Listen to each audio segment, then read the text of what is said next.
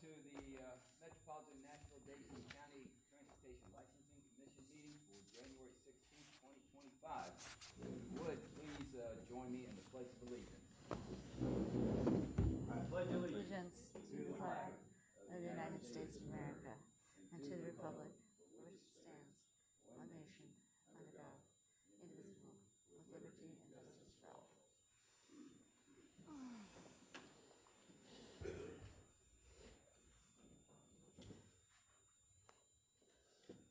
Pursuant to the provisions of Section 2.68.030 of the Metropolitan Code of Laws, notice is hereby given that if you are not satisfied with the decision made by the Metropolitan Transportation Licensing Commission, you may appeal the decision by petitioning for a writ of certiorari with the Davidson County Chancery or Circuit Court. Your appeal must be filed within 60 days of the date of the entry of the Metropolitan Transportation Commission's decision.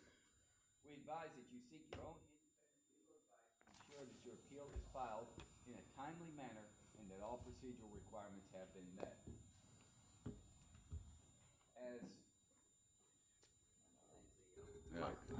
Thank you. As is customary with the opening of our meetings, we have an opportunity for public comment for those who have signed up and asked to speak. And I understand Mr. Akrim Hassan has asked to speak today. I will advise the folks that we give 2 minutes for public comment, okay?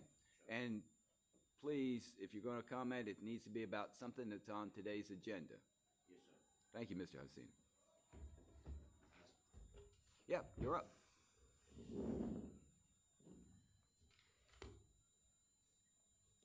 Good afternoon, everyone. My name is Hassan. I'm here on behalf of Jacket Cab in Music City. I've been in business for a little over 20 years, but I've been owned the cab company almost 10 years. So I don't see, since I become owner of this two cab company, I don't see any benefit of cab company in Nashville, Tennessee. So we try so many things to make it better to the city, to the drivers, to the cab companies. We're not able to. And every year is getting worth to the cab company. And we're losing drivers. We're losing so many good customers. We losing so many group of people that's come to the Nashville because of a lot of things which is we see right now and getting worse and worse about non-legal cab company. And we got like 8 cab company in Nashville. We used to have each company have over 150 permits. Now every one of them is reduced to 75 to 100 permits. So we're losing. I've got 2 cab company. Each company I've got 75 permit, which is I used to have each company by 150 permit. I give it back to the TLC because if we're not able to get more driver actually. And I seen them right now. I don't see no reason to increase cab company right now in Nashville or give it away more additional permit to anybody. And I don't think it's right time because non-legal cab and fake driver, what we calling, they controlling the city right now. We don't have no position for to get our business or to increase number of our drivers. So I don't see any better to we give away more company today or any additional permit. My 2 cab company, I've got 45 empty permit. I'm hoping to one day I can fill up those permit so we can make better. And I don't see even for next couple years. My knowledge. Wrap it up, Mr. Hassan. Yeah, my knowledge, the best way we stop that's no legal cab. If we stop that, aware of that issues, then we can look up for to get additional permit or additional any new company. Okay. And you're speaking to the annual hearing today on taxi cabs. Yes, sir. Okay. The only thing I'm asking, I don't think it's good time, a right time to we increase any other permit or any other company. Thank you, sir. And the next person that signed up is Mr. Davidson. Yeah. Yes, sir. And I would ask you if you please identify yourself and then also as to what agenda item you want to address today, okay? All right. Why don't you have the seat in the same spot and make sure the microphone's on? Well, or go to the other spot. My name is Yun Tadasa. I'm from Nashville Cab Company.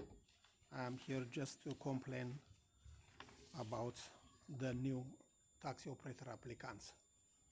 I was driving taxi since 2013.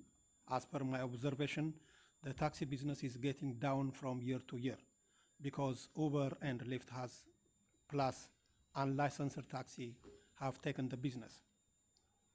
In every hotel, the valet staff are selling the hotel guests to unlicensed taxi drivers and Uber Lyft driver limo by receiving $5 to $10 per ride. If a taxi drivers park at the taxi stand spot around the hotel, nobody will use taxi. Gaylord or Opryland Hotel has removed the taxi stands spot signs permanently, meaning taxi drivers are not allowed to park in any place around the hotel. TLC office was supposed to make assessment study how many of the taxi drivers are making their daily bread sufficiently. TLC office shouldn't provide taxi permits to new taxi operators applicants before assessing the market share of the taxi business and the existing realities of the business. The existing number of taxi cabs are too many to be accommodated in downtown areas. With no additional taxi stand, allowing new taxi operators means adding additional crowd problem on the current situation. So Nashville Cab Company diametrically oppose TLC office to issue new taxi operators applicants for the above mentioned reasons. Thank you. Thank you, sir. Well, I'd say that sounds like two folks that are opposed to any additional permits being issued for taxi cabs today. All right.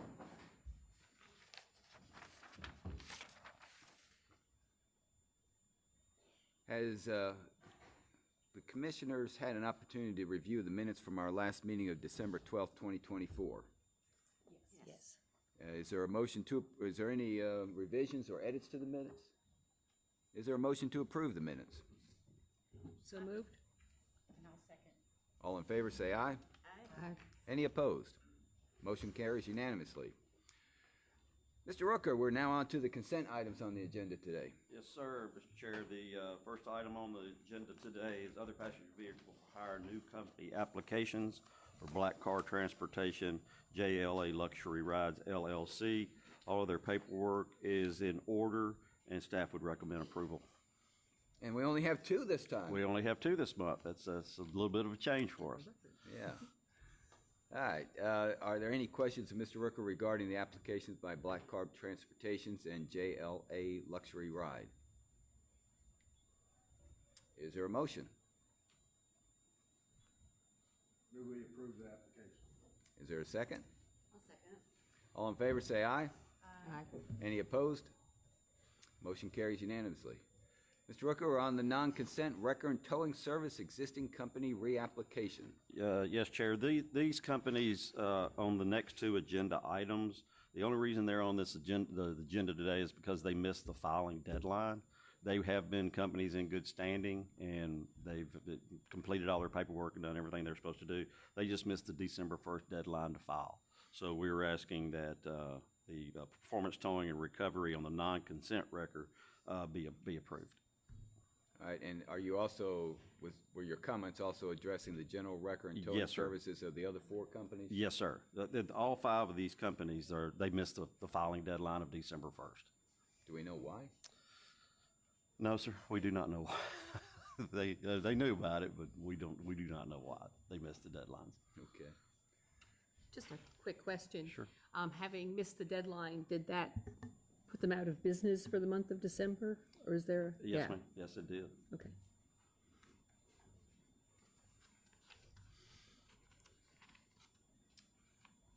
Any further discussion or questions? Is there a motion regarding the five companies and approval of their reapplications? I'll make a motion that we approve the reapplications for the 5 record companies listed. Would you name them, please, Yes. from the motion? Performance Towing and Recovery, Nashville Towing, Hostler Tow LLC, Ben Towing Service, and EJ Towing LLC. Is there a second? Second. All in favor, say aye. Any opposed? Motion carries. Mr. Rooker, is there a request to modify ownership for an OPVH company? Yes, sir. Anytime that there is an application and something is changed on that application, it has to come before this commission in order for it to be approved. This OPVH company of Nave Mo LLC, adding partner Omar Abuzed, all their paperwork is in order. Staff would recommend approval. I'll move to approve. Any second? Second. All in favor, say aye. Aye. Any opposed? Motion carries. Now, the next matter, I believe, Ms. Sheffley, you were going to address that on the shared urban mobile devices. Yes, thanks, Chair. You'll recall back in September of 2024, this commission approved the final form of the docked bike share RFQ that went out. I would call this the second step of that process. That RFQ went out. We had 3 responsive proposals which came back to us.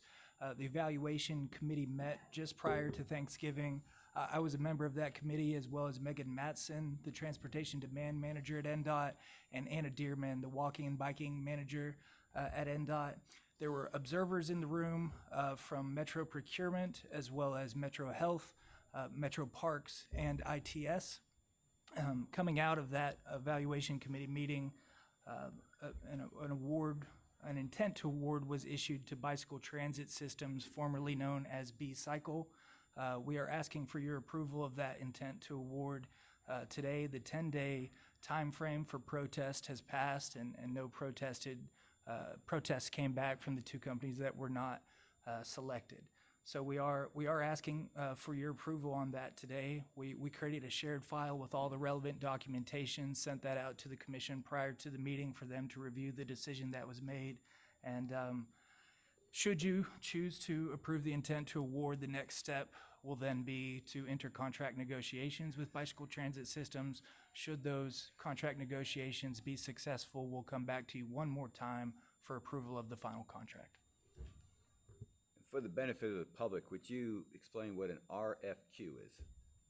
I believe it's request for quotations, if I'm not mistaken. And so it's not a sole source contract, so out of fairness, we're putting it out into the open, into the ether. Anyone who wants to come into Nashville and provide a docked bike share service for the city, they could make a proposal.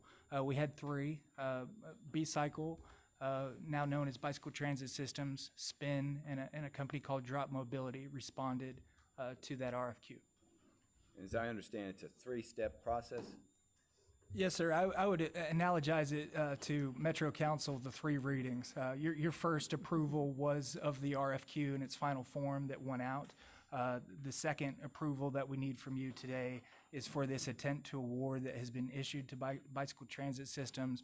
And the third one, should contract negotiations be successful, will be the final form of that contract that we will ask for your approval on. Thank you. Any other questions? Mr. Rogers? It says bicycle. I know you're interested in there. Or I should say Commissioner Rogers. I apologize. Just for historical knowledge, as a resident of the city, I know B-Cycle used to have a contract, or can you kind of explain a little bit of the history to me? The gentleman sitting to your left has actually been in Nashville a lot longer. I can give you my short understanding of it, but he has a much deeper knowledge. Actually, I wrote a history of it. It shows how big a nerd I am. Maybe give me the Yeah, I will. It was started in 2012 with a federal grant to the health department. It was operated for years by Downtown Partnership, which is a nonprofit. They've gone through several things. They left town during the pandemic, came back with e-bikes, which upset some people in certain parts of the Parks Department. We dealt with that. They now have fewer bikes than they had in 2012. although they're e-bikes. B-Cycle was owned by Trek during that entire period. Last year, Trek sold them to BTS, which is a business based in Philadelphia, which operates the docked bike share in Philadelphia, as well as Las Vegas and Los Angeles, which is an interesting trio of cities. And they've now taken over B-Cycle, and I don't know that all the details matter, but I would guess they'll operate in much the same way they have in the past. So we haven't had any bike share, because we had bike share and then it stopped, or? No, they've had the 200, it's about 200 e-bikes since 2021? 2021. But not through B-Cycle. No, it was B-Cycle. It was B-Cycle. Yeah, but when it was owned by Trek. And since they have fewer bikes today than they did 12 years ago or 15 years ago, that shows you how much Nashville has supported them. So hopefully we're going to do better. In fact, I would ask, does the Department of, and I know the answer, the Department of Transportation, excuse me, have any plans or projections for micromobility, including B-Cycle? What I can tell you is we're in year 4 of 5, a potential 5 of the current dockless e-bike and scooter contract. In May, we'll come to you to ask if you'd like to renew it for its final year. Then coming back around to May 2026, if you renew in 2025, that will go out for an RFQ as well. So that RFQ came from 2020, and we're coming to the end of that contract. And the reason we're dealing with B-Cycle is the law that the 3 companies are operating under, which was passed, I think, in 2019. Actually, the definition included B-Cycle back then, but nobody really noticed or cared, quite frankly. I think it coincides with the fact that COVID was ongoing. I've had discussions with former Director Fields about this. It was noticed that a docked bike share program, it is inclusive in the definition of shared urban mobility devices in 12.6.2 of Metro Code. And so really they are your regulatory authority, and bringing them under contract brings them home to this commission. Thank you both. It's more than you wanted to know, bro. Are there any other questions of Commissioner Rogers or Ms. Shefflin? I'll send you a copy of my history if you want it. It's only 2 pages. I think you were about to make a motion, though. Oh, yes.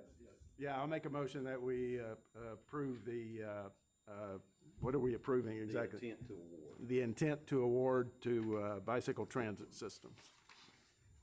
Is there a second? I'll second.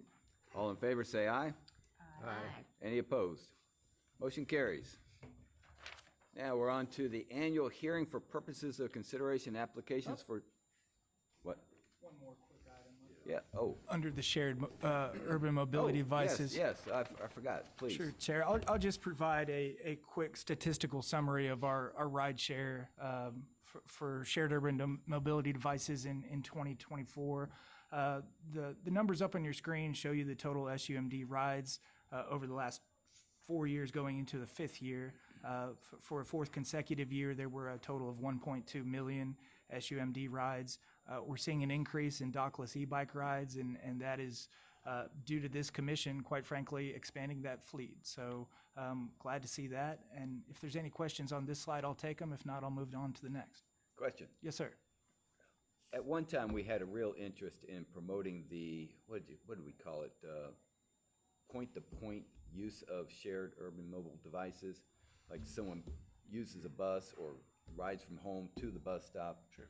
Is there any way of knowing whether that's improving or having a significant impact at all? So you're referencing first and last mile? Thank you. And something that this commission has done, each of these companies by contract can deploy up to 500 scooters anywhere in the county. And generally, what will happen there is those get deployed downtown and in Midtown. When we get to my last slide, you'll see why. That's where they're most likely to be used. But this commission has extended the opportunity for those companies to deploy 200 vehicles each outside of downtown and Midtown.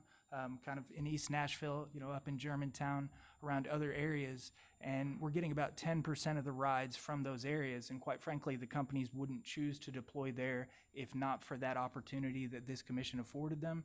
And so with 10% of the rides being 120,000 rides, we can at least attribute that to the fact that those scooters are out there and available at bus stops, at WeGo bus stops for first and last mile opportunities. Thank you.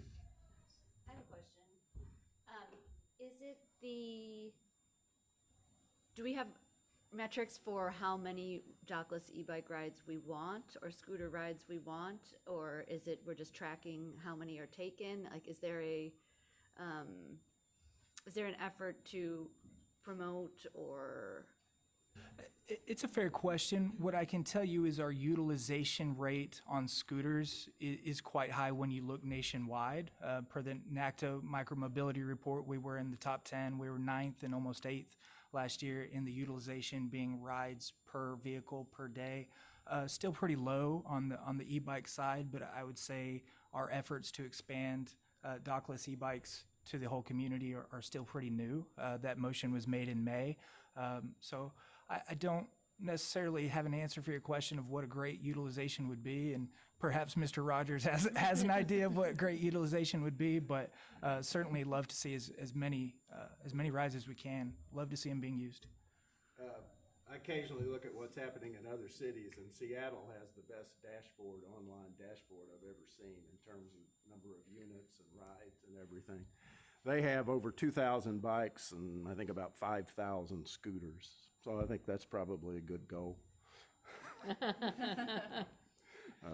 And I might point out, we passed a rule that would require them to provide one bike for every 4 scooters, and we're not at that level yet. I think we have to approve that. Yes, sir. Okay, so if you could put that on the agenda for next month, if that is appropriate. I'd like to, before the weather gets warm, I'd like to have every bike on the streets we can. And I'm hopeful that, we can grow B-Cycle significantly. If you looked at their proposal, they have the same plan, but it's sort of dependent on a long-term contract, which I don't think is possible. I can tell you for the winter months, Bird, Lime, and Spin have reduced their fleet just to not have stale being a scooter that has sat more than 48 hours, not been used. So they've reduced quite a lot of fleet in the cold winter months. Lime did meet and exceed their requirement of the number of e-bikes. Spin got very, very close toward the winter months approaching, and Bird was right there as well. So it is our goal for them to deploy that 125 e-bikes that the commission has mandated. And you've made a request for that item to be on the agenda Next month, yes. and for review.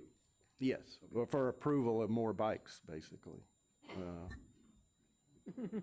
Right, yeah, we can talk about it. We'll discuss the feasibility of it and see if that ends up as an agenda item. I'm going to move to my next slide of just stats. I like numbers. The most rides in a month was August of 2024 with over 145,000. Most rides in a week, that end of April, early May into Cinco de Mayo there had 41,000 rides. Most rides in a single day was April 20th with 10,805 rides. Go next to the heat map and our top segments, of course, Broadway, Demumbrian, but then some other highly used routes are 10th Avenue North, West End, 8 South, and 12 South. You can see the heat map here. The closer to purple it gets, the more often an SUMD travels that route. But you can also see this map expanding beyond downtown, beyond Midtown, up into Germantown, over into the east and the west, and down into Wedgwood, Houston. So that, again, I think we can attribute to the scooters placed out for first and last mile. Because when we go to the next slide, we'll see that 72% of the rides are originating in the Central District, being downtown, and the next 18% in Midtown. So about 90% of your rides originating downtown and in Midtown, but that extra 10% of rides are originating outside of downtown and Midtown because you've allowed scooters to reach outside of those districts. This is the final slide I've got on the summary report, so any more questions, I'm glad to answer. Just a comment that April 20th last year was Earth Day, so maybe that's why people decided to Absolutely. Before we change topics, I would love to know, I have picked up, sorry as I throw things around up here. In my short term on the commission, I picked up that Commissioner Rogers is a big fan of bikes. And his comment about looking at other cities and the numbers being fewer scooters, more bikes. Could just briefly, your preference over an e-bike, to me, I'm not sure I see a big difference between the scooter and the bike, the e-bike, with respect to especially dockless e-bikes, with some of the concerns that people have about things being left certain places. So I just would love to, it's some insight, since we can't talk about it offline, I would love to know what your thoughts are. We can only talk about bicycles. Okay. No, seriously, I don't know why we couldn't, right? Well, if you put it on the agenda for next month, I'm not sure it'd be Yeah, that's appropriate for us to talk about Class, it offline. I could get into all the laws about e-bikes. There are 3 classes of e-bike. Class 1 requires you to pedal, which is what all the bike shares are right now. So you don't go anywhere if you don't pedal. So it's not like a scooter. So it's harder to use if you're impaired or other things. Yes, Yeah. yeah. Okay. That's why I don't think we ever approved it. We should, because Lime wants to use Class 2 e-bikes, which have a throttle. Did we approve it? No, we did approve it. Okay.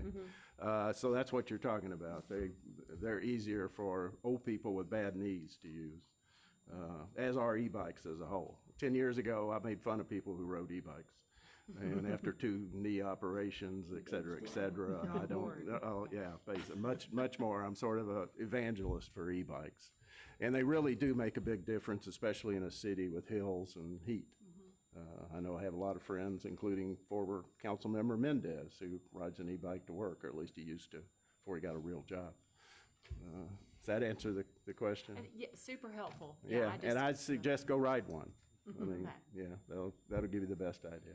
We also heard some anecdotal evidence that people preferred the e-bikes over the scooter because they could sit and operate it versus the scooter, which requires you somewhat balancing and standing. Thank you. Yeah, thank you, Ms. Sheffley. All right, are we ready now for the the annual hearing, the public hearing on taxi cab permits? All right, I'm going to open the public part of this annual hearing, and Mr. Rooker, maybe you could just start us off a little bit about what we're doing and why we're having this hearing. Yes, sir. This is an annual hearing for, every January, we have a taxi cab annual hearing for the purpose of consideration of new applications, or any additional applications that a company may have. So it's a public hearing for that, and so we can open the public hearing when the chair chooses. I've already opened it. And Ms. Haver, would you please tell us what is our standard for consideration of these permits? Yes, I'm just trying to pull it up. Just give me 1 second, Oh, come if on, you don't mind. you got it memorized by now. I should, but I wish my brain worked like that.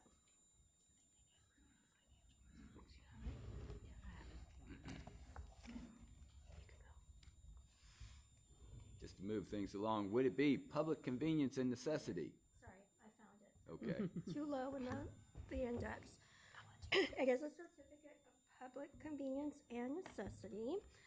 The information, an application for certificate of public convenience and necessity shall be filed with the MTLC upon the forms provided by the commission, and such application shall require, does Tiggy have it up there? He does. Mr. Schlafer pulled it up. I'm reading from 672-030 now. And that sets forth the 11 requirements that are necessary for the application. As far as the findings that the commission has to make, you shall conduct a hearing. This is subsection D I'm reading from now. The commission shall conduct hearings for the issuance of certificates of public convenience and necessity. Subsection 2, this is about notice. Subsection 3 is about a person may file a letter in support or opposition to the issuance of the public certificate of public convenience and necessity.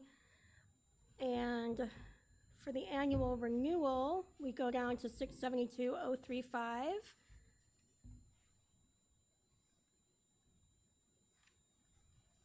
And 672,040. There's many requirements. I'm looking for the findings. Sorry, give me a second. 060. There we go. Findings. 672,060, Mr. Schlafer. Sorry about that. Okay. If the Transportation Licensing Commission finds that further or additional taxi cab service in the metropolitan government area is required by the public convenience and necessity, and that the applicant is fit, willing, and able to provide such public transportation and to conform to the provisions of the Metropolitan Code chapter and the rules promulgated by the TLC, the TLC may issue a certificate of public convenience and necessity. In making the above findings, the TLC shall, at a minimum, take into consideration the number of taxi cabs already in operation, whether existing transportation is adequate to meet the public need, the character, experience, financial condition, and responsibility of the applicant, and such criteria as may be adopted by the commission in its rules. And that is set forth in 672,060 subsections A and B. Thank you. I got there eventually. Okay. How many taxi cabs do we have currently? Either one of you. Currently, there are 502 cabs operating in Davidson County. And while it's not directly relevant, roughly how many OPVHs do we have permits out there? We have 750 OPVHs. So we're almost 1,300 all total. Yes, sir, all total. And historically, we've had roughly how many taxi cabs and OPVHs? From my research of the minutes, 1,300 in 2013. Okay. 1,300 taxi cabs? Okay. That was kind of Prior to the invent of Uber and Lyft, right? And that was 2013 when Nashville was a little bit different. Quite a lot different, I've heard. I wasn't here. I should have brought property back then. Things were happening in 2013, though. I can testify that it was quite a bit different. Me too. And we all should have bought property.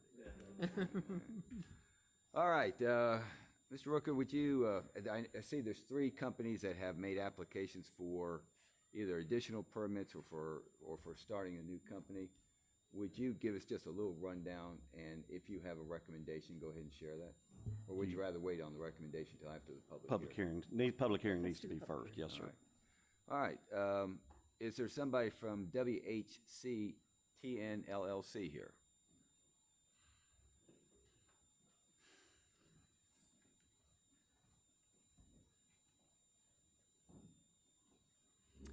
And when you start, would you please introduce yourself and tell us what position you hold with WHC? Thank you. Good afternoon, Mr. Chairman, members of the committee. My name is Bill George. I am the chairman and founder of WHC Worldwide, and we are based in Kansas City, Missouri. We opened WHCTN in Nashville over the past 6 months as part of a contract that we won with WeGo. We've been providing service here. With me today is Hunter Thompson, our local born and bred Nashville general manager who has been overseeing the operation for us. And we're pleased to have the opportunity to speak with you today and talk to you about what Z-Trip is and what we do and how we think we could be a beneficial part to the market here. And we brought a presentation to kind of give you a little background. If I could run you through that, and then I'll talk some specifics about the Nashville market. As I mentioned, we're based in Kansas City. We're the largest taxi cab company in North America right now. And to give you a little background on my personal history, I got in the business like most people do by accident. My father was a car dealer in Kansas City. He was selling cars to a guy that had a cab company back in the 70s. The man went bankrupt. And my father owned the cars but didn't own the medallions, and so got in the business, built it up, and sold it off to a guy that had yellow cab in Kansas City. And started selling cars to the man that had yellow cab, and about 4 years later, that man went into bankruptcy. And so this time we decided to get into the business full time. I joined in May of 1985, and something really interesting happened then. In Kansas City, Missouri, the city council deregulated the cab industry in 1985. So where we were sitting there with a finite set of permits, all of a sudden the bottom dropped out. And why it was horrific at the time, we worked our way through it, it really gave us a precursor to what would happen 30 years later when the TNCs, Uber and Lyft, entered the marketplace, because it had the very same effect, that there was unfettered competition. And so what it taught us was how to become relevant and how to carve out niches where you can provide service and really deliver something that makes people want to use the service again and again, and create both a business model that is sustainable, it's good for the driver, and good for the community. And so that has been my history in Kansas City. I sold the company to a company that actually had a presence at Nashville at one time and called Coach USA, sold it to them in 97, bought it back in 2002, and then I sold it to Transdev again in 2007 and became the president of their cab operations shortly after, and they had several locations around the United States. It was during that period we came up with the concept of Z-Trip. And if let me tell you, really what we tried to do was we took our taxi assets and we realized what was happening with the TNC market, and we tried to blend the two together and really say, let's do the safety and security with an FBI background check driver, fingerprinted driver, set fares, inspected vehicles, but then improve the style of the vehicles, improve the technology, and create an offering that the people were clamoring for. And so Z-Trip was our attempt at doing that, and we started converting our operations. As we went through that, we had some good success with it. The problem was the people at Transdev did not believe there was a future for the cab business. And much like you heard in the opening testimony today, it was a very dour and downbeat that every year it gets worse. Well, we felt that we built a better mousetrap, and I wanted to pursue it. So I talked to them about buying the company, and they said no. And I said, well, it's time for me to leave then, because I can't come to work every day in a situation where people think I'm going to fail, and we're in an industry that's going to fail. And I think we can do something better. So they actually made a deal, said, keep running our companies for us, and you can do your own thing as long as you don't compete directly. And so in January of 2018, I formed WHC Worldwide. We did our first acquisition in Omaha and Lincoln, Nebraska in April of 18. And since that time, as of last week, we did our 38th acquisition in Las Vegas, Nevada. We're now the second largest cab operator in Las Vegas as well. So if you look at what our history is, we now operate over 3,700 vehicles, and actually that's one slide old. We're in 20 states now. We have over 1,000 employees, plus over 4,200 independent contractor drivers. We do more than 22 million trips annually, and it's become a very healthy company, and eventually was able to buy back all of Transdev's operations as well, so reunited everyone into the fold.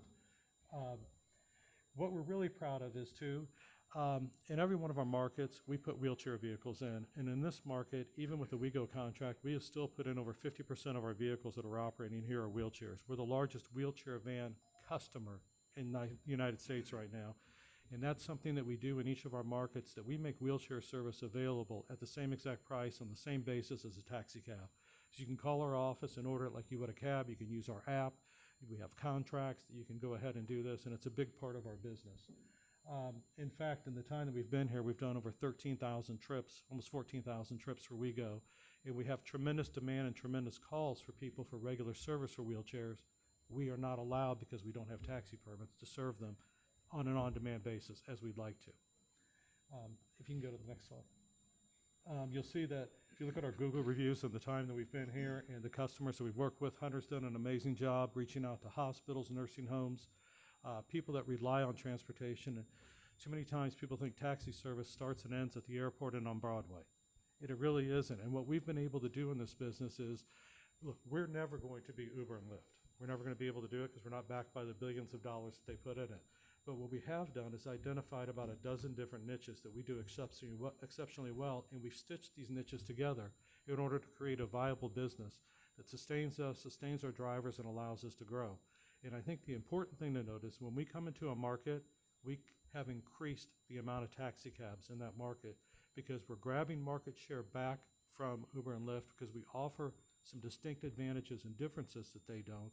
And we think that we're reinvigorating the cab business, and it shows in our increasing revenues, not only through acquisitions, but through organic growth that we're able to do that. So I would dismiss the notion that the cab business is dead. I think sometimes you have to have a different approach to it, and you have to have some fresh ideas that come out, and it's very difficult. It's the reason why people hire consultants. You know, you're never a prophet in your own town. And so sometimes coming in, and we always try to blend local knowledge, and we feel like we can cookie cutter 80% of what we do from market to market, but really to know your city and to know that 20% and know the areas that are underserved in different parts of transportation, that's how you build the business, and that's how you regain the trust of the community to come back and use the service. One of the things we do is we have a contract with Hertz that we buy one-year-old rental cars, and the reason we do that is they actually take the big depreciation on the first year. We're able to put cars into service with 25 to 32,000 miles, and then we only keep them in service for 24 months. The advantage to that is it's fewer breakdowns, it's a better fuel economy for the driver, a better experience for the passengers, it keeps the fleet fresh, and allows us to continue recycling the vehicles. So we're constantly offering something new and fresh to the customers, that they're not getting into a car. And we have a customer in the front seat with the driver, we have a customer in the back seat with the passenger. We don't want our customers getting into the front seat with a seat that's been like this with 300,000 miles of wear on it. So by doing this strategy, we're able to keep the fleet constantly refreshed. All of our drivers, we meet all the certifications required from the code, but also we do our own background checks. We work very closely with our drivers on a daily basis. It's one of the things that distinguishes us between a TNC. We personally meet, sit with our drivers, go through orientation with them. Nobody's behind the wheel of one of our cars without shaking the hand of management, looking them in the eye. I tell you, on the TNC side, it's a lot like online dating. Nobody ever matches up to their profile when you meet them in real life. And so there's things you get by sitting with someone and working with them, and that's part of what has made us a success. We offer a lot of technology too. So all this, flag on the street, sitting at a stand, but our app is full function, and what we go beyond what the TNCs offer is, it's nice to say, okay, if I have to be at the airport at 7 a.m. tomorrow, should I hit the app at 6 a.m. or what am I going to pay? Are there going to be surge pricing? Are there going to be vehicles available? With our app, you can go on the night before, just put in a reservation for 6 a.m. You know how much the price is, and if you have a favorite driver, you'll have the option to select that favorite driver as well. You can book for now or later. We have QR codes that we put in all the demand systems, and this is even a big thing at hospitals. Sometimes people get frustrated at a hospital because most hospitals have 6 or 7 different ways you can go in or out, whether it's the emergency room, the main entrance, the employee entrance. We set up QR codes. They simply scan it with their phone. Our drivers know exactly where to go. So we've added a lot of technology on how to access a vehicle. Everything is fully licensed and insured. Every one of our vehicles has forward-facing and rear-facing cameras. And this is one of the things that we really highlight, and it's what made us successful as we move from city to city. We have a track record for reducing claims and reducing accidents. Everybody in our business is really good separating from a driver after they've had an accident. Our goal is to do that before they've had the accident. So we have a system through AI that does safety scores on drivers. Hunter and all of our GMs around the country are required to meet with their bottom performing drivers every day. And if they're meeting with the same driver more than 3 times, that driver's no longer in the system because they're displaying unsafe behavior that's going to lead to an accident. And so we do a lot of things on proactively to make sure that we're only putting safe vehicles and drivers out there and reinforcing safe behaviors. One of the other things we did too is during the pandemic, we took advantage of the fact of some downtime, and we hired a data scientist. And the purpose was we generate a tremendous amount of data. So all of our vehicles have a device connected to the OBD, the onboard diagnostic system for the car, that we get automatic readings from that vehicle. So we know if there's a leak or something, a pressure reduction, that we can pull it off the street before it breaks down. All of our dispatch system, all the camera systems, our cashiering system, the app, the feedback, we put all that into a database now. So every morning, Hunter gets a dashboard that he's reviewing with his peers to know what he needs to work on in his operation to improve the service, or we can enhance the operation.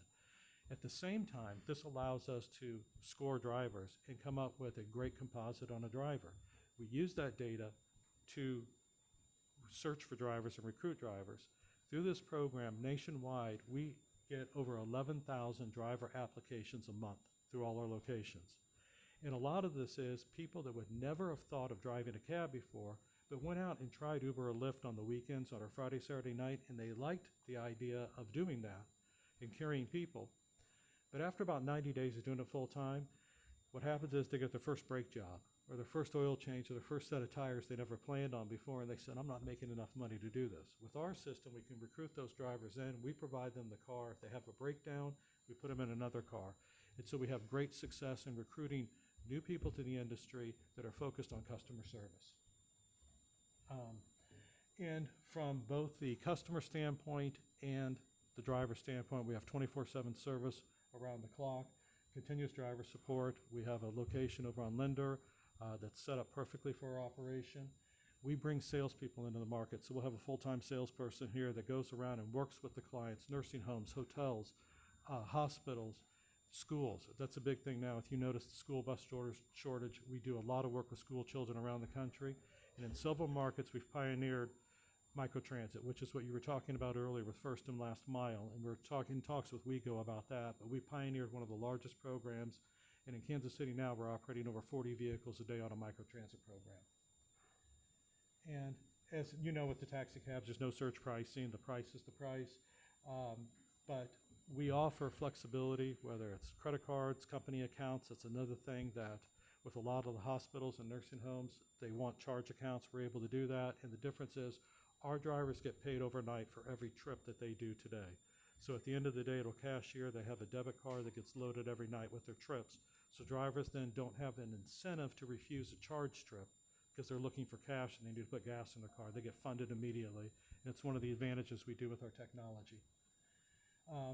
We've got full dashboards on everything that we monitor, and so our systems and the data reports you get, and I understand this group's very big on data, so being able to show the reports and show how we're increasing the demand for our services in the market is something easy to do. And if you'll notice, you're welcome to download our app. It's in the App Store, and as soon as it will go live here, it's ready to go. We are fortunate enough to be granted the opportunity to bring Z-Trip to the taxi market in Nashville. But all these options are available through the app, so it's very full-featured, and it's ready to go. The technology's there as soon as we have permission to turn it on. We also own Super Shuttle around the country, and what's beneficial about that is because we have contracts with many groups and hotels and convention groups, and this is wonderful for Nashville, people are already using the service. These go in, and it's business that we do on a pre-quoted rate that increases business for cab drivers at the airport, because we use our vehicles, we sell it for up to 4 passengers, it's booked in advance, and then our taxi cabs are able to fulfill this. So it's not just another cab sitting in line, it's generating business and taking people before they've landed at the airport and getting a guaranteed reservation for them. And so that's something we'll bring to the market and offer. Wheelchair accessibility is something that we're very proud of. And we were honored enough to win the Rosa Parks Spirit Award in Kansas City for what we did by making the first time taxi cabs were available on an app for on-demand. And that is now available in all of our cities that we operate taxi cabs. So that's something I think it's important. And as you're dealing with conventions that are coming in, we've personally made calls, and we have tons of calls that come into us. People cannot get a wheelchair cab on demand here. They can try and reserve it 24 hours in advance, but eventually the ADA law is going to catch up with the hotels, the airport, everyone else, because you just can't do that anymore. So we're able to do that with the fleet that we deploy. And then we're always looking for contracts, and that's how we build the business. And we're set up to do that. We have business development people that work nationwide as well as in the local market. We aggressively bid on contracts, and that's how we got to this market with the WeGo contract. And that's our story with Z-Trip, and why we think if you give us an opportunity with the 25 permits, we think that we'll be back here with you, and we think you'll see the other members in the industry riding our coattails with some innovation and creating demand and bringing it back for as you grow, we'll grow, and we'll continue to pull back business into the cab business, which is a vital part of the business. If you don't nurture it and create opportunities for people to thrive in it, you're left with just Uber and Lyft, and I beg you to try and get a wheelchair vehicle on their app and see how that works out. So we're here, we'll put the investment in, we'll earn your trust, as I hope we've done in WeGo in the time that we've been here, but we'd like the opportunity to show you really what we can do. And thank you for the time today. Is it Mr. George? Yes. Okay, I have a question. Could you describe for me kind of briefly what service it is that you have the contract with WeGo right now? I'll let Hunter, who, it's full paratransit. And you're Mr. Hunter? Yes, Okay. I'm Hunter Thompson. You're Hunter Thompson, okay. Mr. Thompson, what service do you actually provide for WeGo? The paratransit service for WeGo. Our account, we mainly handle the ADA account for WeGo. And what does that mean? Do you show up at the bus stops? Do you deliver people to the bus stops, or what? From work to hospitals, dialysis appointments, it's a pretty good mix. So you're the substitute for for WeGo? Yes, sir. So to Yep. speak. So we primarily handle what the bus routes can't take. Yeah. The longer routes, the pickups, we take off of WeGo. So it's part of the ADA service with WeGo. Under ADA law and under DOT, they're required to, under FTA, they're required to have equivalent service. Right. And so the areas within a half mile of a bus stop, that we are their solution to provide ADA service. Commissioner Westlake, I think you had some questions or comments? I've got a question and You were comment, but just Go. to tell you that paratransit is the parallel to the bus service. Okay. Although it is door to door, like a regular WeGo bus would not be, right? You go from a bus stop to a bus stop because of the accessibility requirements. So it's really just available to folks who meet the qualifications for not really being able to ride the regular bus. As regular buses get more accessible, which is a good thing, fewer people take paratransit, but there will always be a market for that, and WeGo runs a paratransit service. And many of the folks that I know have been using Z-Trip through paratransit and have been very comfortable with it. My question for you, I guess, if you're looking for 25 taxi permits, how many of those will make use of your accessible? Our plan is to put in 15 cabs plus 10 more wheelchairs. Okay, so 15 cabs and 10 Additional accessible wheelchairs. cabs. Yeah. And we currently have 12 wheelchair ADA vehicles in our fleet. Yeah. I would suggest to you that they are accessible vehicles. Oh, yeah, yes. Yes. As I'm opposed sorry, to. I apologize. Yeah. We use wheelchair because a lot of times A lot of people accessible- use wheelchair, sorry. Yeah, they don't Yeah. equate the two. I feel the same way about handicapped parking, like the parking is not handicapped, by the way. The parking is accessible. Correct. Right. People who have disabilities use it. Yeah. And that's one of the frustrations too, because we have vehicles that aren't being used with WeGo, wheelchair vehicles that are available on Friday and Saturday nights. And, during convention times when people want to get out and explore, we're not allowed to use them as taxi cabs. So they're sitting. So it's a wasted resource. And it's a missed opportunity to have people get out and about and provide that critical link. And the first of the month in our business, the first 10 days is always busier than the last 20 because government assistance comes out the first 10 days of the month. And that's when people do their shopping and for the month. And to be able to have that extra capacity there is critical. I would just say that accessible taxi cab service is an unmet need in Nashville.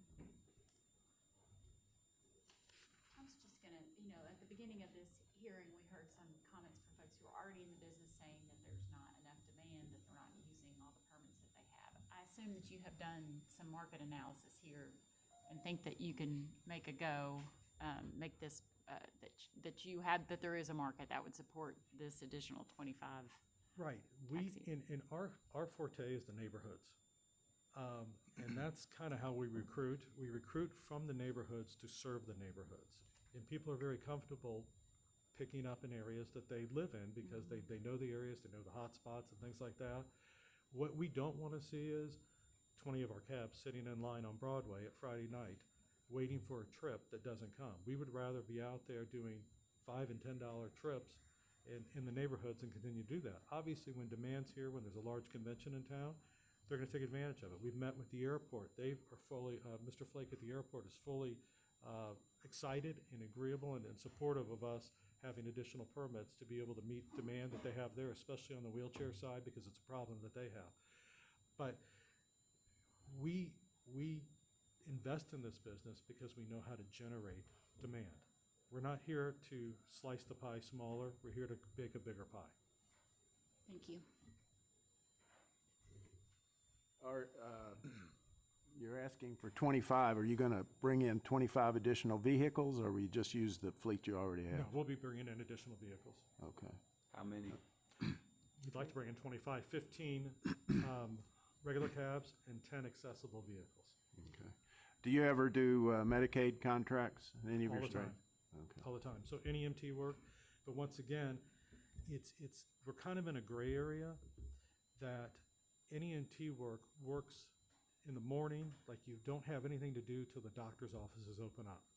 And then you're very busy. And then you have what's called will call return. So you have like an hour from the time, because you never know when the appointment's going to end. We need the ability to switch back and forth between taxi service and everything else to keep that vehicle busy so we can meet those peaks, because you just can't afford to have them there for the peaks.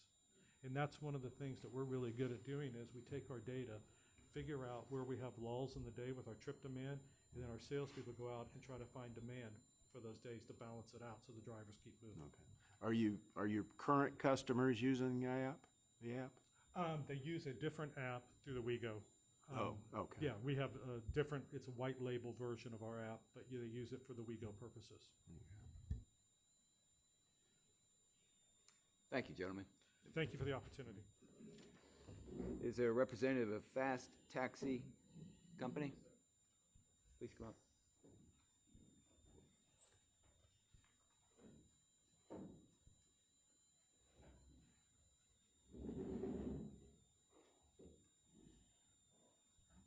And you're making a request for 20 vehicle permits for a new company. Yes, sir. All right. If you'd introduce yourself, and do you have something you want to present to us today? First time taxi owner. My name is Ahmad Ismail. We're requesting 20 permit taxi company. So for taxi permit, I'm sorry.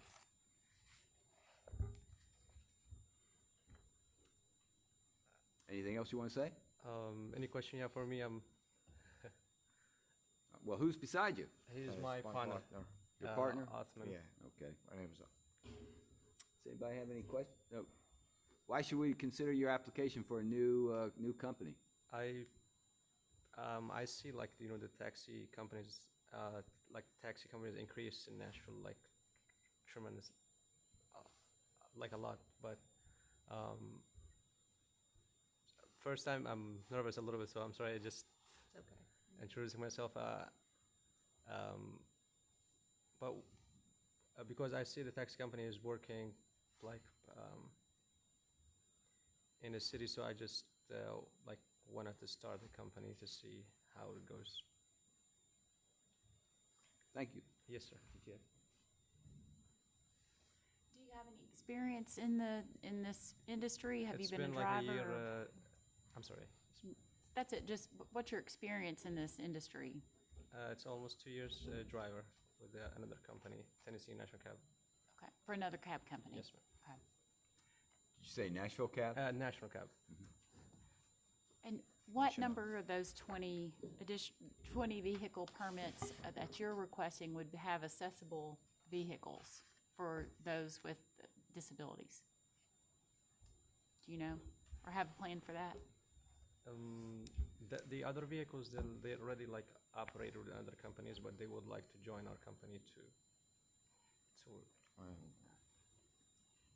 So you're thinking about putting together a new company that would use drivers and cars from existing cab companies? That's or what new cars? It's existing with another companies. They want to join us. Okay. But Commissioner Penley's question, none of the cabs that you're planning to use right now would be accessible for people with disabilities? Use for a wheelchair? We would be using just for like rides. Just for, yeah. Yes, ma'am. Thank you. Yes, you're welcome. Thank you, gentlemen. Yes, sir. Thank you. Yeah. Okay. All right, is there a representative of Regal Taxi here? Come on.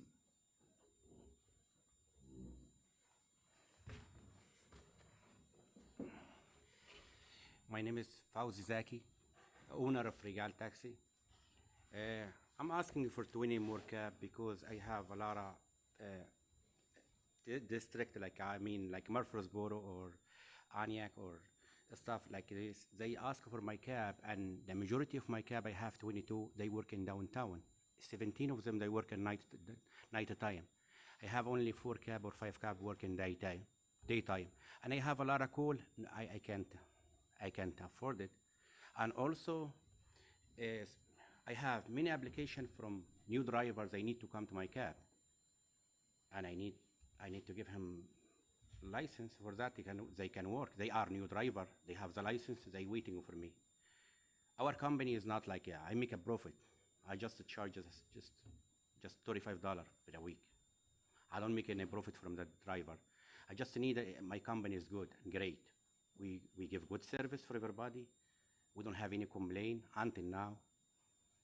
We have everything is working good. So I need more number. I need my company more bigger, more nicer. That's what I need. How many permits do you currently have? I have 22 permits. 22, okay. And I have application for 20 more. Right. They need to come to my company, but I don't. So you said that for the most part, the 22 cabs you have now are operating the downtown area? Yes, the majority of them, yes. And they work at night time. Majority of them, they work at night time. they work at night? Yes. And downtown? Yeah, I don't have a cab in daytime. Only like 4 or 5 cabs. They work in daytime. They work only the airport, and I have only two spots in the airport. Only 2 spots. Okay. So. And so what would your expectation of these 20 additional permits be? Would you also be using those predominantly downtown? No, I gonna use it in different area. Like I have a call from Madison. I have a call from especially Murfreesboro, Smyrna, Antioch. I don't have enough car for that. I always excuse, I'm sorry, I don't have a car over there. I don't have in this area. So. And Brentwood, I have some call from Brentwood. Last week I have like 3-4 calls from Brentwood, and I don't have any car over there. And I wish I have a car over there, at least 1 car over there. I can cover this area. That just makes me wonder, Mr. Rooker, outside of Davidson County, what does that look like for vehicles? If he's just going to operate those vehicles outside of Davidson County, he does not need your approval. If he's going to go into those outside county and come into Davidson County, then he would need your approval Right, so to if he was operate. bringing somebody from Murfreesboro, From for Smyrna example, to the airport, to the Smyrna to downtown, whatever. That would require. That would require you giving him permits to do that. He would have to be permitted cab company to because he's operating in Davidson As long County. as he was operating exclusively out of county. If he was exclusively out of county, it would not require you to give him a permit for him to operate. Thank you, that's helpful. I hadn't really thought about cross-county. And, Mr. Rooker, is this company in good standing? His company is in good standing. We've had a couple of little blurps along the way when he first started, but all in all, he's done a good job. Thank you. How long has your company been in existence? Almost like 9 months, almost 9 months now. Or 1 year now, almost 1 year now. Almost 1 year. So was it a year ago that we gave you the 22 permits? Yes, you give me the permission for the new company. Right. Last year, yeah. Okay. Chair, I believe, TD. My recollection on this last year's annual hearing was deferred pending Connect Downtown's conclusion. Right. So I believe this new company might have been approved in June. June, All right. yeah, because they used to have Because we meeting, deferred. yeah. Yeah. Mm-hmm. So about 6 months then. Yeah, 6 to 8 months. Okay. We make application in December, they tell you, the meeting in January, then you delay the meeting after time delayed. Right. And we come in June. That's We what remember. happened. Painfully delayed or postponed. Go ahead. Is now an appropriate time for me to make to ask a question about the Connect Downtown recommendations on taxi and Our subject matter expert on Connect Downtown is not here with us today. Okay, she's not here. Although, I will say downtown is saturated with cabs. right. That was my recollection, but June was a long time ago, so. Are there other questions of Mr. Zaki? Thank you, sir. Thank you so much, sir. All right. Does anyone else want to be heard at the public hearing on the annual hearing for taxi cabs? Yes, sir.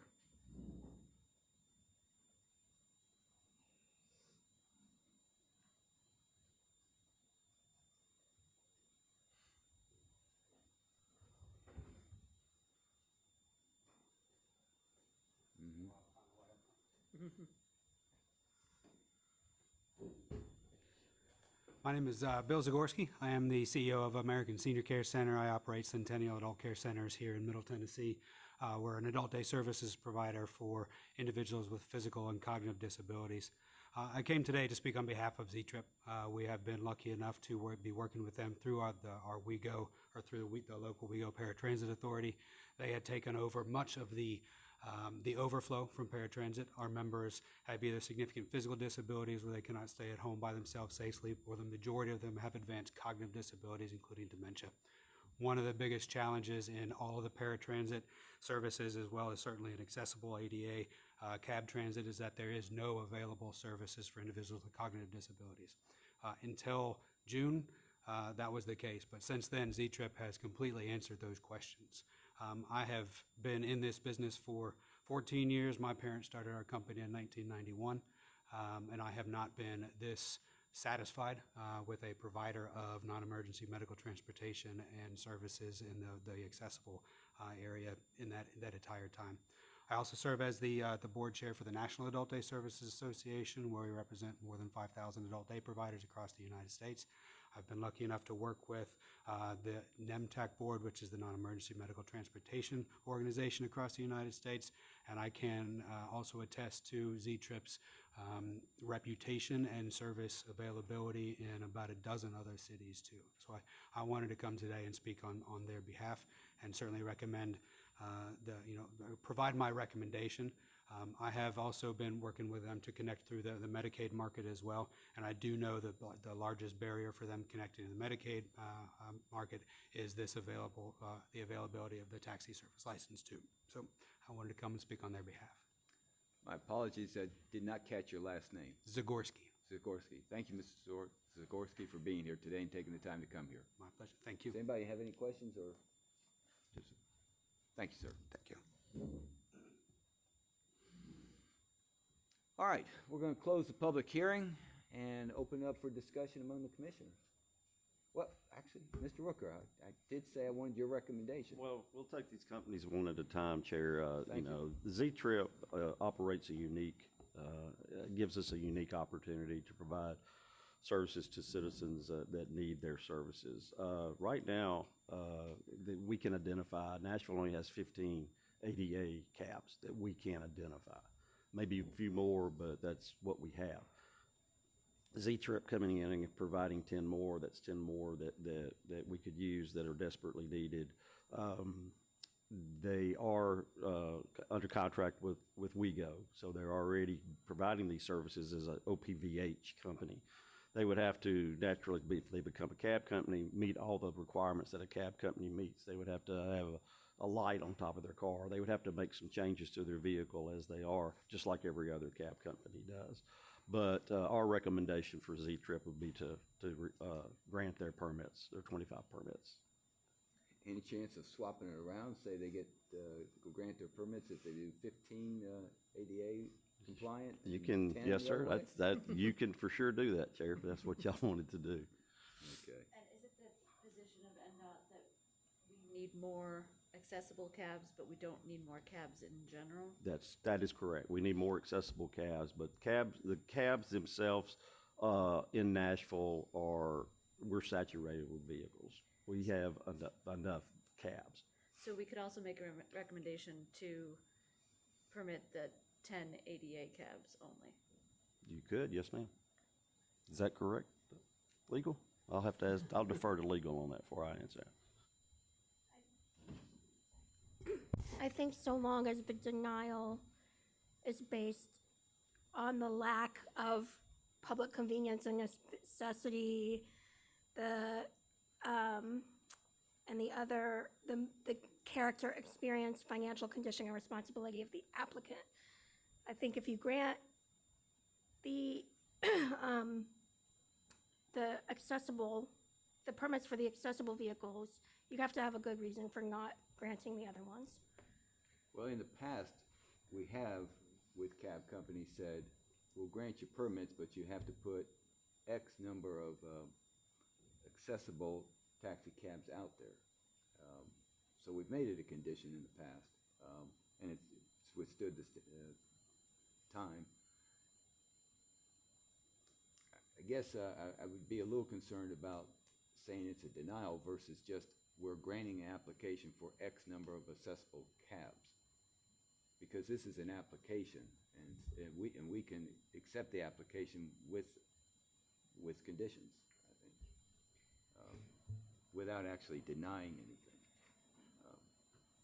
Since this is a new company and a new application. I think that makes sense, but the application is for the 25 vehicle permits, so if you grant those permits with conditions, if that's what you're saying, I think that would be okay. Well, what I'm hearing is that we need accessible cabs and we don't need non-accessible cabs. So that would be the reason to permit the accessible cabs only.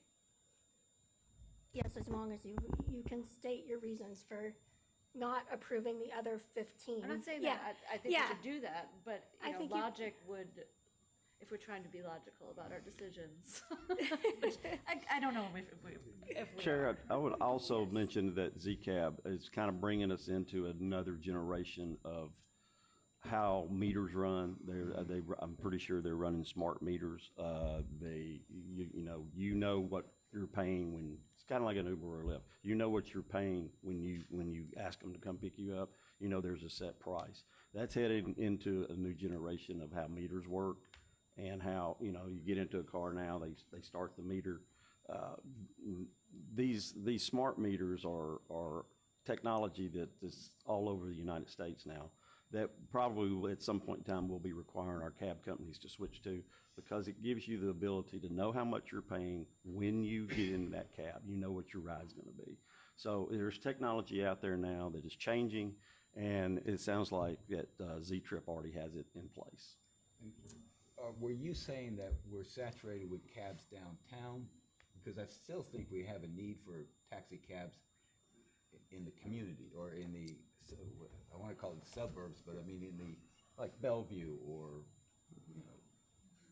Germantown. Typically, I would have to yield to the cab companies for that, but they seem to be a whole lot of them downtown that are not being utilized in the downtown core area. Now, whether or not they're being utilized out in the community on calls, maybe Mr. Schaefer can. And I would just say Connect Downtown only studied downtown, so we don't have a recent study of non-downtown. And I think Mr. George did say his business model was to be out of downtown. Is that? No, sit tight a second, okay? Could I ask a question? I'm going to put Mr. Rooker on the spot. You say we're saturated. Define saturated. Show me the data. I can't really show you any complete data, but when you go downtown at 12 o'clock at night and you have cabs on top of cabs on top of cabs, parking in the middle of the street, parking everywhere to let people out, hailing, trying to get people to get into their cabs. To their defense, Connect Downtown will give them staging parts and areas of downtown that they can go park to when we get to that portion of it. So that will make a huge difference. But we have too many cabs down. There's too many. They've been not being utilized enough to pick people up from downtown to take them home or wherever they choose to go. So if there's not enough demand, they're not making money. That is correct. Yes, sir. That is correct. Why are they there? Well, I don't know. That's a good question. So. Right. That's what I'm asking. I mean, I understand what you're saying. Sure. I'm just saying why, and to be quite frank about it, it's NDOT's job to control the curbs down there, which Yes, is sir. what the whole study was about. Yes, sir. So I really question if the marketplace is operating, there must be some demand for all those taxis. There may be demand, like say from the airport to downtown, or from downtown to I'm basically just talking about the downtown core. When you go to Opryland security has all kind of issues with cabs and getting people to do what they're supposed to do, and they have too many of them out there to get people where they're going after a show or whatever the situation is. But in the core downtown on the weekends, there are too many taxi cabs down there. Tiddy?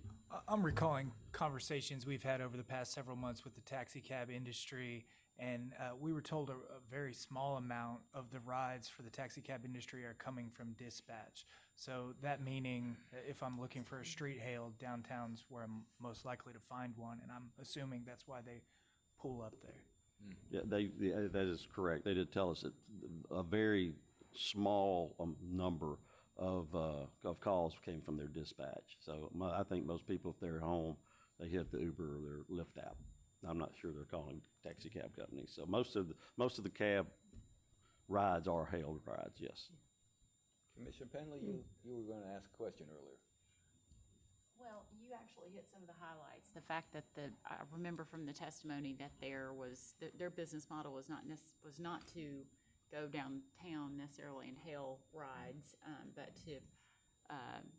to focus on marketing to accessibility clients, and then also to those that are in outside of the core who can pre-arrange their ride, which seems to be something that would differentiate them for some of the other applicants today and some of the other existing taxi services that may not be being used to capacity that we also heard about. So, you pointed those highlights out.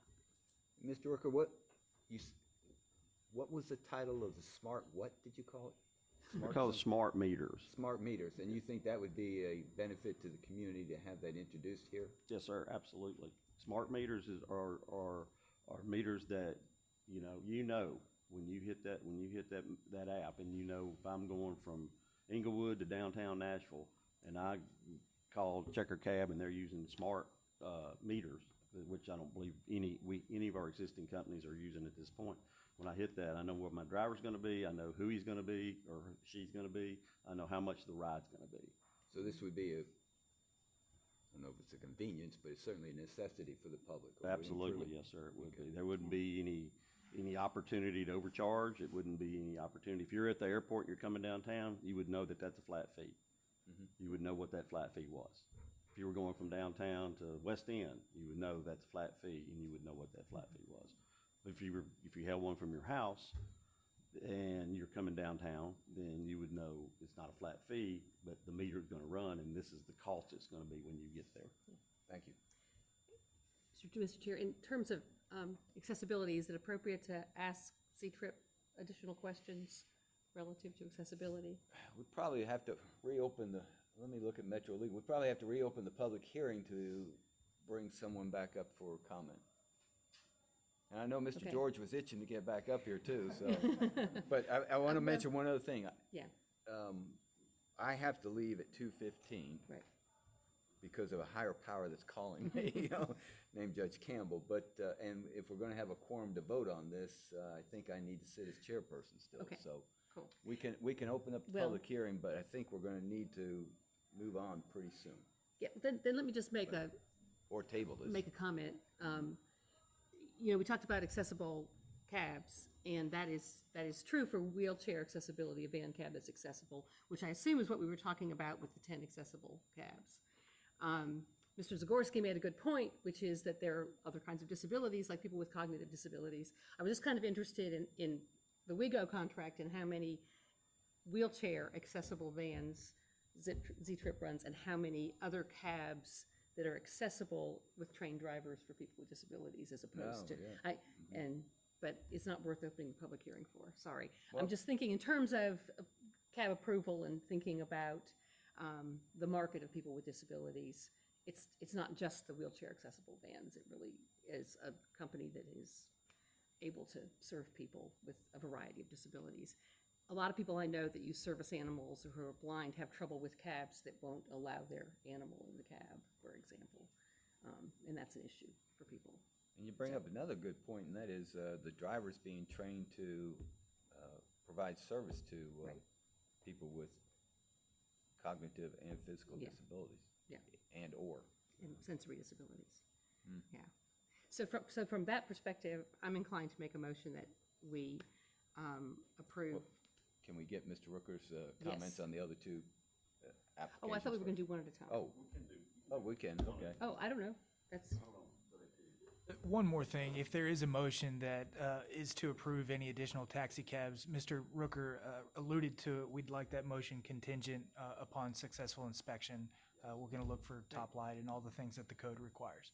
Yeah, and any motion needs to also have that standard in there, in the motion. Right. Okay. yeah, I'll wait. Thank No, you. no, Can that motion also include, so, thank you for bringing that up, Commissioner Westlake. Is it possible in the motion to also include in the inspection or in the approval of the permits that the drivers do have what you're talking about, this training and? I'm not sure we're allowed to do that. Are we allowed to do They that? alluded to that in their presentation, but I don't know that we can. Because I would be more inclined to approve the 15 if that was the case, where there's I do see a public necessity for that type of thing, but I don't see the public necessity for just 15 additional cabs. Sure. I don't think that it's within your authority to tell them what kind of training they have to have for permit. Too bad. And I'll add one more thing, and I'm looking to Metro Legal here as well. I believe the first motion will be a finding that there isn't a need. So, Metro Legal, our motions that we need to make. First one is whether there's a finding of convenience, public necessity and convenience, right? Yes, that is correct. And then what? And then, once you make that motion, if it's approved, if you find that there is a public convenience and necessity, then you would then vote on the application itself. Okay. I'm going to make a motion that I might not like, but I'm going to move to approve only the 10 accessible cabs for Z-Trip. We have to I think we have to first make a motion as to a finding of whether there's a whether there's public necessity and convenience, yep. So can we do that to say there's only public necessity for the 10? Can we do that to say there's only public necessity for the 10?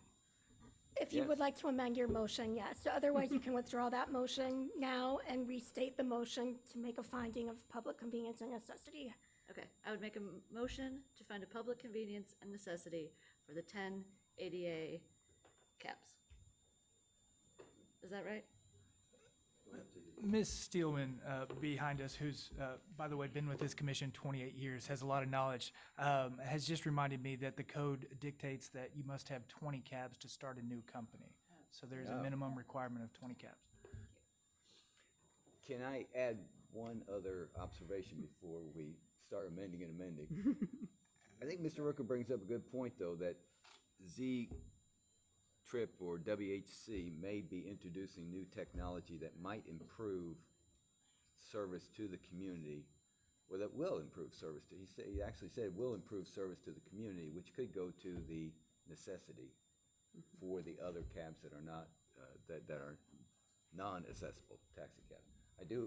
It's a balance here, and I'm just pointing out that I think we could make a finding that that the improved smart meters would improve public service. So, but I don't get to vote, so. Was there a second to our motion? Well, I have to do it for 20, right? We can't, we can't start a new company with only 10 permits. So, could I make a suggestion that we strike all the previous motions and, Commissioner, you can make a new one? Is that true? What? We're looking. We're looking for that, but we haven't Does found it Lisa yet. have it in the code, TD? I've read it myself. We'll find it. I have read this before.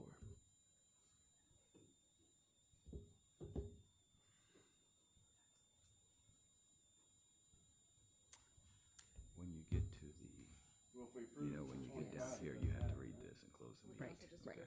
got it. I know, but you don't have a second. So will we lose our quorum? Will we lose you? We'll see. You will. That pretty much puts everything moot, doesn't it? Well, that's one thing I've been trying bump things to the next, Ricky, you said this is gonna be deferred. Right. Oh, it is, okay. Boy, I hate to do that. One of my commitments is to make sure things don't get bumped to the next meeting.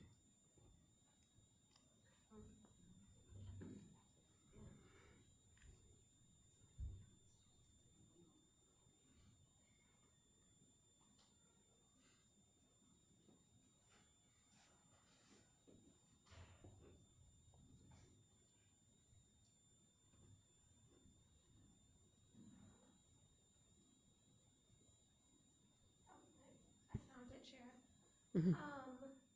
It is section 672030, subsection B6.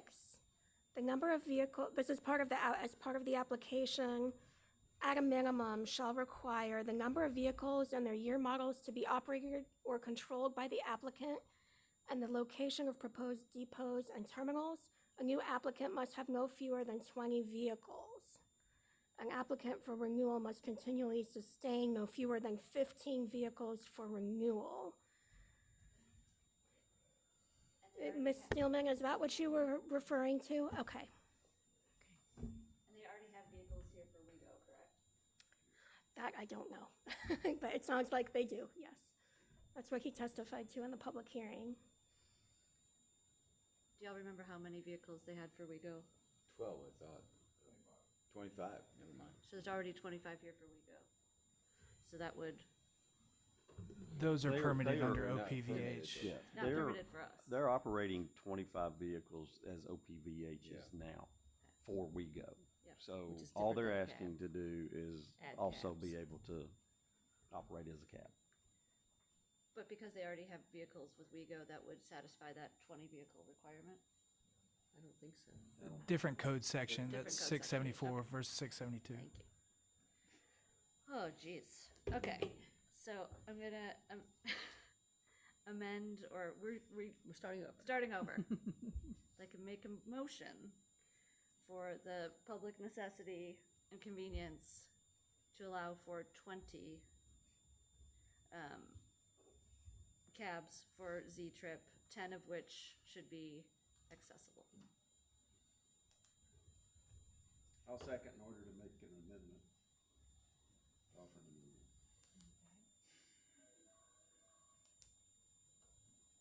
All right, over for discussion. There's been a motion and a second. Is there a little too much in that motion? Are you asking me? Yes. Okay. Yes, I think the finding about public convenience and necessity is more of a general finding as to whether there's a public convenience and necessity for the metropolitan government itself. For X number of cabs? Correct. Okay, and then we vote later on. On whether to Each approve the application. That's correct. Because once you make the finding, it's going to apply to the other two applications as well. I hear you. Oh, that's important. Yes, So this yes. applies to all, that, well, what if not every company meets the public necessity and need? I don't know that all these are fulfilling the same business.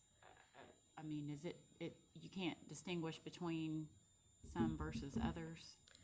I think you can distinguish that they don't meet the need. If you find there's a need, then you vote on whether the factors are in making the above findings, which refers back to the need, and I'm losing my words today, the public convenience and the need.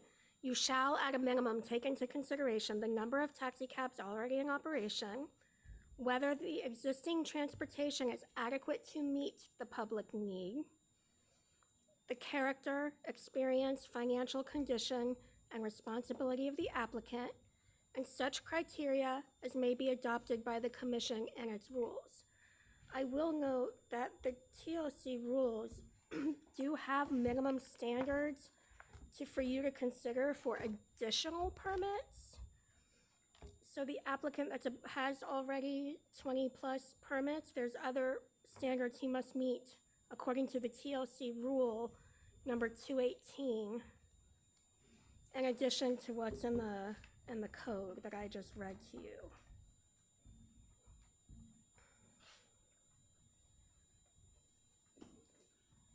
but let me just read the finding section again, just so I keep referring back to it, but it says, if the Metropolitan Transportation Licensing Commission finds that further or additional taxi cab service in the metropolitan government area is required by the public convenience and necessity, and that the applicant is fit, willing, and able to provide such public transportation, and to conform to the provisions of this chapter and the rules promulgated by the commission may issue a certificate of public convenience and necessity, stating the name and the address of the applicant, the number of vehicles authorized upon such certificate, and the date of issuance. Traditionally, what we would do is we would first make a finding of whether there was any additional cabs necessary to meet the public convenience and necessity. And then we would go through each application and sometimes give them what they asked for, sometimes just give them part of it, and sometimes not give them any. But first we have to make a finding as to whether there's any need for additional taxi cabs or not. Okay. Thank y'all. I make a motion that the commission finds that there is a public necessity and need for additional taxi cabs. Second. All in favor say aye. Aye. Any opposed? Motion carries. Now, we have on our agenda WHC's application for 25 vehicle permits. Is there a motion or discussion about that? I'll make a Gary? motion. I make a motion we approve all 25 permits. Subject to the condition that 10 of them be accessible vehicles. And they pass all the, yeah. Then Mr. Rooker makes sure they're all appropriately legal. Is that okay? I'll second that. All right, there's a motion on the table. It's been a second. Any discussion? Can we amend the motion? Make a motion to amend. Make a motion to amend? Don't we have to vote on the motion first, or I guess? No? Okay. No? Make a motion. It's open. Okay, I make a motion, we amend the quantity to 20, with 10 being accessible.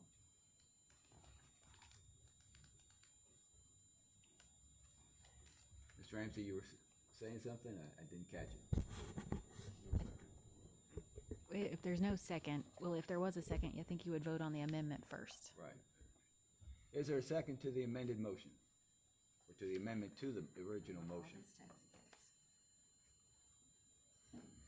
I didn't think that'd be popular, just. All right. Hearing none, the amendment. All right, are we ready to vote on the motion? I don't worry about it at all. I sleep great.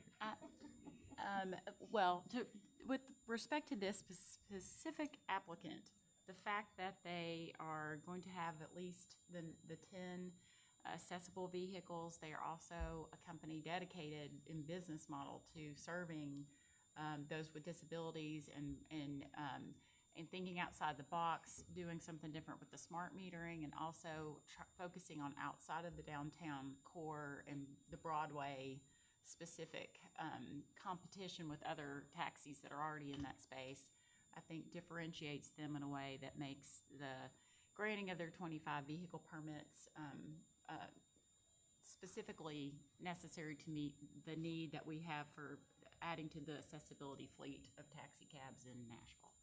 So I'm going to be supportive. I concur with Commissioner Penley. I think that there are unique circumstances that make the need for additional service and the way they're going to implement it makes sense for the public.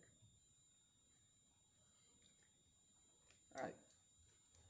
All in favor, say aye. Aye. Any opposed? Motion carries. All right, And next. Chair, just to be clear, that was the motion for the 25 25. permits. Yes, the original motion. All right, the application by Fast Taxi to operate new company with 20 vehicle permits. My own observation about that before we start making motions is that while I appreciate the entrepreneurship that has been demonstrated here, I haven't seen a public need or convenience for the additional, for a new company. Mr. Rooker, go ahead. Chair, I would also want to make the commission aware of the next two companies. Fast Track did get their application in on time, but their financials, they did not get in on time. The only two reasons these two companies are on the agenda today, in October, we didn't have a quorum, so we didn't have a meeting. So the November meeting, the commission set the deadline date, which was, I believe, the 9th of December, which these companies were saying they can give them enough time to get all their information together to get to us. So they both are not timely filed companies. The application for Fast Taxi application was there, but their financials were not there, so it was, the application was incomplete. Regal Cab just didn't, they just missed the deadline completely by about 5 days or something like that. So in the sense of being fair, because we didn't have a quorum and that was such a short period of time from our meeting to the deadline, that is the only reason these are on here today. All right. Is there? Chair McNally, I just, Go ahead. just taking a look at these and looking at Fast Taxi, and I really appreciate an entrepreneurial spirit, frankly. But looking at the qualifications of the applicant is one of the things that we're supposed to be doing as a part of this. And for someone who does not have any business experience, but who simply has been driving and wants to organize some other drivers, that makes me a little concerned about approving this application. I share those concerns, and also that there's no commitment to any of these number of 20 being focused or accessible for those with disabilities. They specifically said that their model will be to pick up and hail downtown, where there's already a lot of congestion and competition, and I fail to see that they are going to fulfill the public need and necessity that we're trying to accomplish here. I concur with the Commissioner. Could I ask Commissioner Westlake a question? Sure. How are you supposed to get in the taxi business? I think that You'd have to buy an existing company if you can't start a new one. right. I think just business experience in general. I mean, I think running a business is of any variety is something that we just didn't hear from them, you know, been a driver. Yeah. And I think more so just it doesn't fulfill the public necessity. That part is the part that gets me. If there's a economic demand for a product, somebody's going to try and provide it. And if we deny more taxis, who will that be? It'll be Uber and Lyft. Somebody's going to have a car down there if there's a demand. I can't believe I'm defending free market economics here, but I am. And I understand that, quote, you know, it's, what'd you say, saturated? But again, that's anecdotal. And it's NDOT's job to take, you know, to get control of Broadway and every other part of downtown. I'm not sure I understand what we're supposed to decide, but the marketplace apparently is saying there's a demand. So I'm in favor of approving both applications for what it's worth.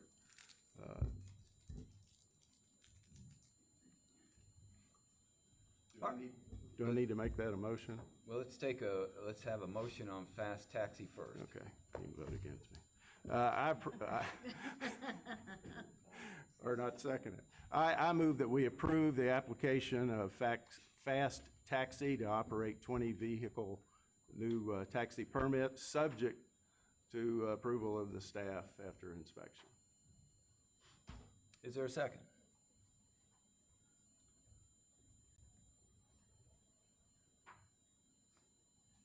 Hearing no second, the motion fails. Is there another motion on Fast Taxi?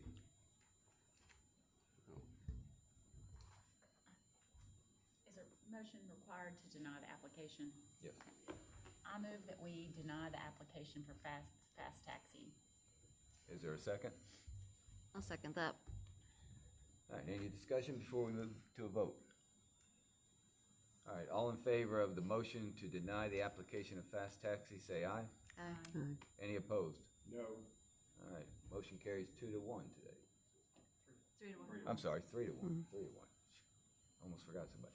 All right, let's move on to Regal Taxi. Is there a motion on Regal Taxi's application for an additional 20 vehicle permits. I'll make a motion that we approve the application of Regal Taxi for 20 permits, subject to approval by the staff, approval and inspection by the staff. Is there a second? I'll second that for the purpose of discussion. All right, there's been a motion and a second, and the floor is open for discussion. Remind me, Mr. Rucker, you are, your NDOT is of NDOT's position on this application? NDOT's position on the two, Apple Fast Taxi and Regal Taxi, is to deny both of them because of we have enough cabs in Nashville. Thank you. Yes, ma'am. Yeah. And once again, Regal Cab did not timely file, so I want the commission to know that. But the reason why they're on here is because of that, the October meeting, not meeting a quorum, and backed us up to November. And I appreciate the lack of, that the lack of a timely application is problematic. The only thing that gives me pause is the fact that in the public hearing, he talked about working outside of downtown, being able to put some cabs to work, which I think there probably is market for. But I understand the concern as well. With this application, I think that it's important that he just got his first round of applications were submitted in June. He's not been in operation even for a year yet. In the regulations that we have, or rules that we have passed as a commission for additional permits, you're to consider the volume of complaints per annum. We haven't had a year of complaints notice for them, so I think maybe next year, if he's in the same position and has the same demand, I'd be open to hearing more information about if there's any accessible vehicles that are going to be included in the fleet, specifically outside of the downtown core. That was appealing in your application to me.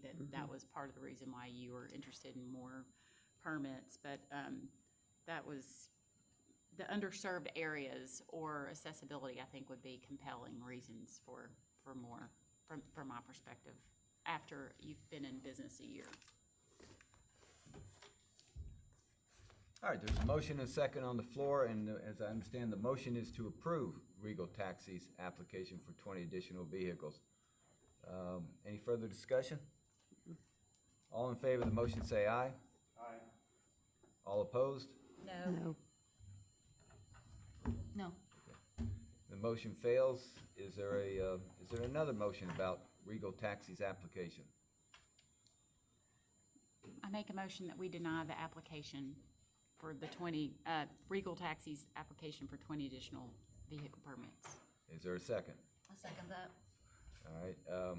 Would anybody want to put any discussion or anything into the record as to why the denial of Regal Taxi's additional vehicles and permits? For instance, that there's not a public necessity or convenience. Well, do you want to restate what you said? Because I think that's right about the per annum thing.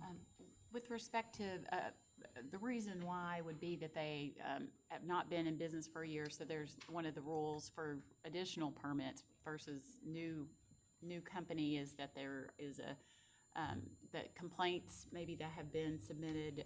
So we have some feedback from the customers for a year, and that hasn't been able to take place because it's too soon from when you received your initial permits. So there was no demonstration of accessible vehicles that were going to be in the 20 new additional vehicle permits.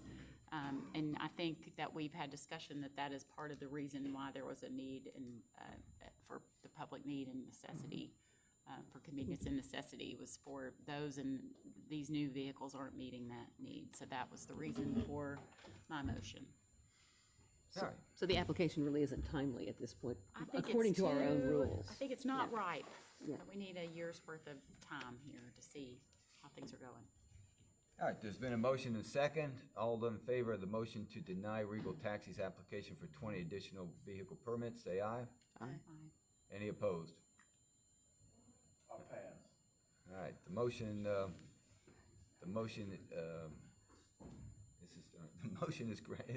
is passed, or the motion has been voted upon and approved. So, all right, Mr. Rooker, we got the entertainment transportation matter on the agenda. Yes, sir, it's 2:20, and this matter has been asked to be deferred. I was going to do today, if you don't mind. I was going to do today, so that they're asking for B&T Transportation doing business as a party in Bucks Music City to add partner Turner Crest, and to that's before you today. It's a change in the original application, but it is 217. Yeah, I am gonna have to leave myself, which leaves us without a quorum, doesn't Yes, sir, it? it does. Leaves us without a quorum. And we have these other application reviews on here too. Yes, sir. So, Given that we are in danger of losing a quorum, I would make a motion that we defer this to the next meeting.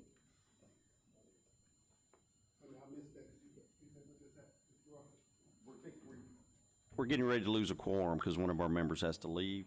So it's gonna, a motion's been on the floor to defer this until February. We can't vote on it if we don't have a quorum. Yes, sir.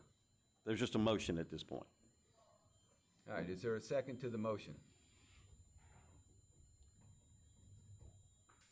You gotta go, right? I'm gonna go, yes. I'll second the motion. I do not want to go to jail today for being late to court, but, all right, all in favor, say aye. Aye. All right, motion's carried. What's your last name?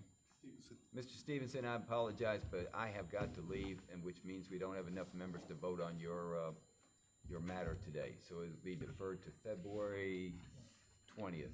Can we assure that will be held on February? It'll be held on February. yes. February from the committee. I can accept that. Just rapidly, we have the application reviews, Mr. Rooker, which requires the meeting to be closed. That still requires a form too, doesn't it? Yes, sir, it does. Thank you. And is Mr. Michael Geese here? Geisy? Yes, sir. Thank you. You're welcome. Thank you for your patience with us. Mr. Geisy, I have got to leave. I've got another matter I have to attend to, and we're gonna have to bump your application off till next February 20th. I'm sorry, sir. I understand, sir. All right. Thank you. Be back here on February 20th. Yes, sir. Okay.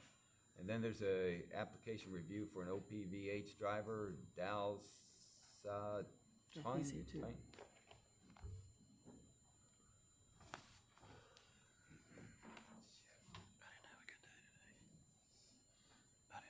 I appreciate your patience. How do you pronounce your last name? Twang. Ms. Twang, I appreciate your patience with us today. We are going to have to move your matter to February 20th. Can you be back on that day? Thank you, sir. All right. Thank you.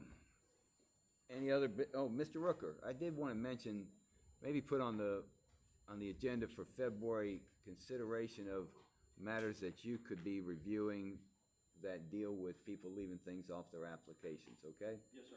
We'll All put right. that on the agenda. And if folks could give some thought to that between now and February 20th about maybe taking some of these things off of our agenda so that and let Mr. Rooker screen them somewhat. I mean, as to what we really want to have in front of us and what maybe he could deal with, you know? So, yeah. Any other business, especially? All right, so a motion to adjourn. Chair, did you make a motion to defer the applicant reviews? So moved. All in favor, say aye. Aye. Thank you. Make a motion to adjourn. All in favor? Aye. Thank you. Carried. Good Both luck. motions carried. Ms. Ramsey, thank you, and Ms. Howard, thank you for reminding me.